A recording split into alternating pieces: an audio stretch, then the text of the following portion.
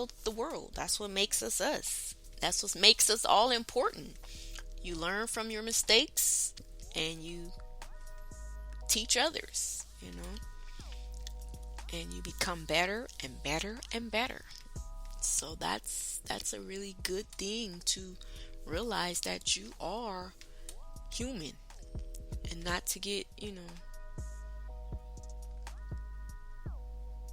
don't be too hard on yourself. Like you can't make a mistake or you shouldn't make mistakes.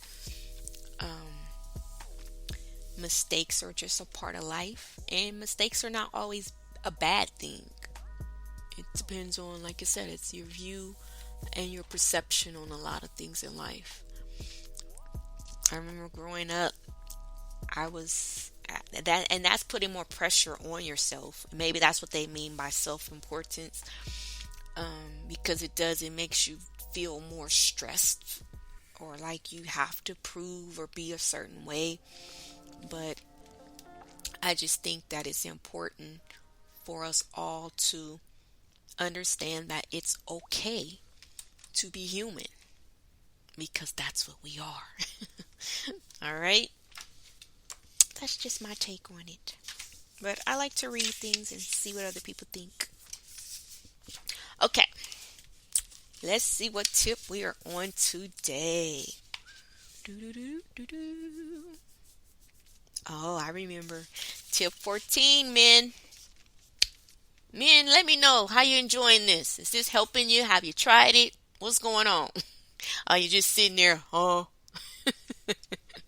Wake up, wake up. It says, if you do not like how she acts or who she is before from the beginning, right? Then just do not date her.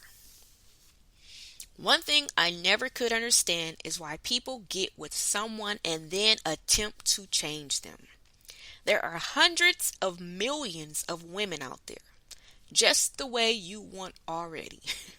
Leave the ones alone that do not have those qualities and find ones that do. It is not your place to try and change someone. You cannot and will not change a woman, no more than she can change you. If you do not like her hair, her clothing styles, her friends, her way of talking and gestures, keep it pushing. No one makes you date a woman. Be a man and tell her that she is just not your type and keep on moving in life. I promise you will save yourself a lot of heartache and pains if you do so. So many men wish to this day that they had just kept walking or kept going when they stopped to get to know a woman. Many, I am sure, have said, "What was I thinking?" But the truth is that most of the time you are not thinking. Start thinking, men, and do not start something with a woman that could end up being the death of you sooner or later. Now, this could go a whole lot of different ways right there. But changing a woman, like I said, if you because 90% of the time, the reason the relationship connected was because you filled her head full of, "Oh, I love that outfit on you. Oh, I love when you wear your hair like that. Oh, I like this. Oh, I like that. Oh, I love this. Oh, I like that. Oh, I love this." You could have wrote a rap. You said it so much. And now all of a sudden that you are together, none of that is cute or none of that you like anymore. Something wrong with that. If it was good enough for her as your boo thing, why is it a problem now that she's your wife? If what attracted you to her, we're going to get deep with you, man, was all her boobs hanging out, why now that you done married her, you want her to cover up?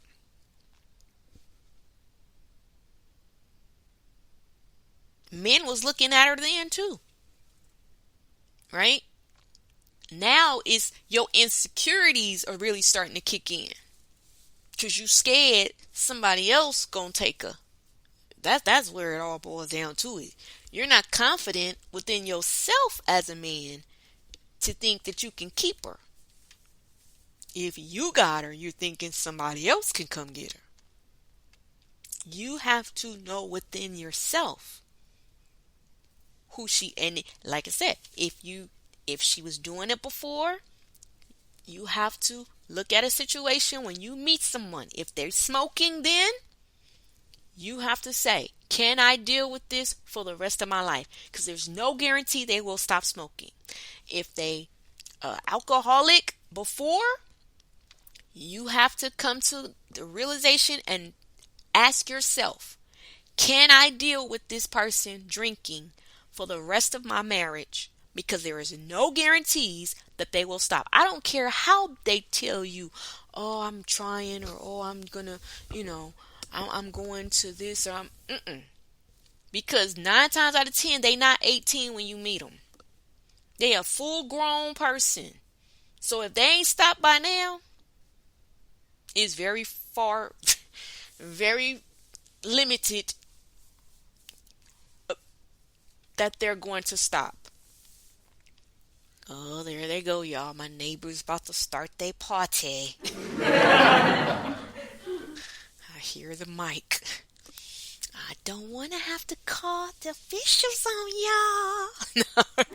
y'all. When I goes to get my sleep, I needs my sleep. So we going to set some good intentions that this party's going to go a nice, reasonable time. And they're going to be respectful to their neighbors on today. Yes. Hallelujah. I'm just saying. As if not, I got some folks who can assist. But you have to be careful. If you accept it from the beginning, you have to accept it until. If it doesn't matter, then just leave it like that. It doesn't matter, because that's the only way you're going to keep your sanity and your peace. Because then you're going to frustrate yourself into thinking that you can change this person when you can't. You just can't. Okay? So, if, like I said, I don't care how she, made your, and see, that's another problem with you men. She done pumped your head up so with the dating, made you feel like King, what's a king name? King Sheba? I don't know. Until you just, oh man, now you don't want to let her go because she just got you thinking you just walking on water. But if that's not your type and that's not what you desire, then you need to be upfront. I don't care how bad she wants something. If you don't feel the same way, you need to be honest with yourself and with her sooner rather than later, because that's why you have so many divorces and so many separations and so much cheating and all of that, because from get-go 90% the person wasn't honest with themselves or the other person as to why they got in the relationship, and then the reason that they got in changed, so guess what, they changed with it. And then their mind and their eyes went elsewhere to the next change. You have to know what you want. That's why I'm telling you guys, from the first book we started, when I first started the podcast on how to stop dating the wrong Mr. and Mrs. Right. You got to know what you want. You got to make better decisions from the start. Don't get so infatuated, so carried away. Because remember, every relationship starts good. Every relationship has the honeymoon phase. So this one ain't you just done forgot about the last one. But the one that you can't stand his guts now, the woman you just want to run over when you see her, that relationship started just like this one starting. cloud 10. But you just don't forgot. So don't forget. Be not deceived. Don't lose sight of you are the same person going into a new relationship. And I heard something so powerful the other day. It said, your current or your new relationship does not start. It started how you left the last one. That's what you carry into the next one. Once that beginning phase of that romance, that getting to know, that, oh my God, we excited, guess what? It's still active. Your past momentum, the past issues, the past attitudes, the past hurts, all of that is just band-aided up. It was bandaged up. The honeymoon phase of a relationship, the beginning dating phase, is the bandage. But sooner or later, that bandage going to get old and going to have to unravel, and you're going to have to address every issue you ran from in that last relationship. Now you're doing it with a different face. And that's when people get pegged. All y'all just the same. Every man is this and every woman is... No, you are the common factor in this. It has nothing to do with the other person. You... My grandmama used to say, parents keep taking their kids out of schools, switching classes, because that teacher just don't. And that school just, it's the same kid. That's a whole different district, a whole different teacher, but the same kid. Maybe that's the issue. Maybe that's the momentum you need to control. Your child. It's not the teachers and the school. Your kid got 6 different teachers. And you telling me that your kid got a problem with every last one of them teachers? And it's the teacher's fault? I'll wait.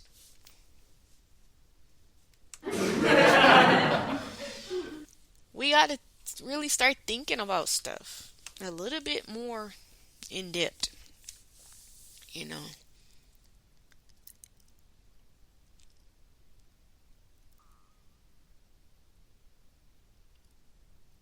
I'm looking out the window and I'm looking at the different trees, and all the trees are different, right?